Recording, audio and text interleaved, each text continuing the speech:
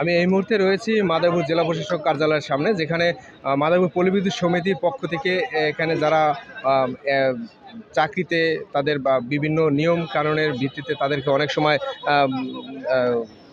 একীভূতকরণ সহ বিভিন্ন চাকরি বিধি প্রণয়ন, সকল চুক্তিভিত্তিক অনিয়মিত কর্মচারীদের চাকরি নিয়মিতকরণের দাবিতে যে দ্রুত বাস্তবায়নের লক্ষ্যে শতভাগ গ্রাহক সেবা চালু রেখে সারা দেশে একযোগে আজকে শান্তিপূর্ণ মানববন্ধন অনুষ্ঠিত হচ্ছে। সেটা মাদারীপুর পল্লী বিদ্যুৎ সমিতির সকল কর্মকর্তা কর্মচারীরা এখানে উপস্থিত রয়েছে। এই মানববন্ধনে উপস্থিত রয়েছে মাদারীপুর পল্লী বিদ্যুৎ সমিতির কর্মকর্তা কর্মচারী সহ বিভিন্ন পল্লী বিদ্যুতের সুবিধাভোগী যারা রয়েছে তারা এখানে রয়েছে। তারা চাচ্ছে আসলে যেখানে আমরা একসাথে চাকরি করছি সেই চাকরিতে কেন বিভিন্ন নিয়ম কানুনের ভিত্তিতে চাকরি অনিয়মিতকরণ থাকবে, নিয়মিতকরণ থাকবে না।